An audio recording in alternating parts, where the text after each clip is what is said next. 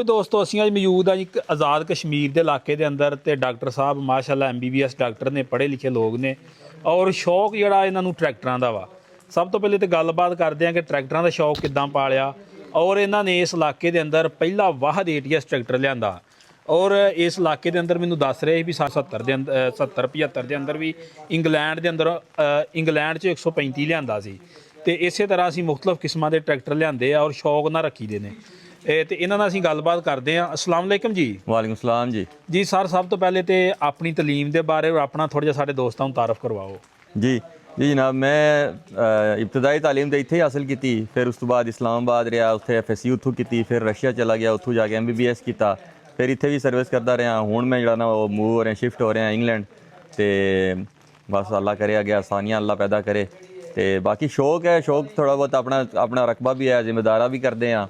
तो शौक ने नाल जिहड़ा ना चल रहे हैं, शौक भी कर रहे हैं, अपना काम जिहड़ा है वो भी कर रहे हैं। तो ट्रैक्टर लिया सी पहले साडे कोल 2010 च लिया सी 640, 2019 च लिया 360, तो हुण जिहड़ा ना ATS से आए हैं। तो अल्लाह करे अच्छा चले और चल रहा अल्हम्दुलिल्लाह।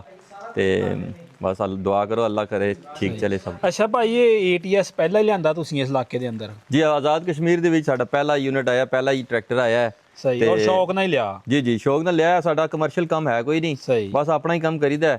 ते बस इंशाअल्लाह मुतमईन जे पूरे ट्रैक्टर तो? जी जी अल्हम्दुलिल्लाह जी, मुतमईन है बिल्कुल। कंपनी दे फीडबैक तो? कंपनी दा फीडबैक देखो जी, कंपनी पे आज पहली सर्विस हुई है, तो कंपनी आई है, घर आके सर्विस की है। बड़ी गल है। जी हाँ बिल्कुल, घर आके सर्विस किते, टैपेट किते। ये सिर्फ सर्विस नहीं की, सिर्फ ऑयल चेंज नहीं किया, टैपेट चेक किते, होर हर चीज़ कोई लीकिंग अगर है वो चेक किया, हर चीज़ चेक करके मुकम्मल जिन्होंने गड्डियां दे होंदे जनरल चैकअप होंदा, इस तरह पूरा जनरल चैकअप होया है। ते हर चीज़ चेक करके। अच्छा, इनू स्पैशल की तुसी लवाया आफ्टर मार्केट? असी ट्रैक्टर लिया सी नदीम साहब कोलों। नदीम साहब, नदीम ब्रदर ऑटो इंजीनियरिंग बरकी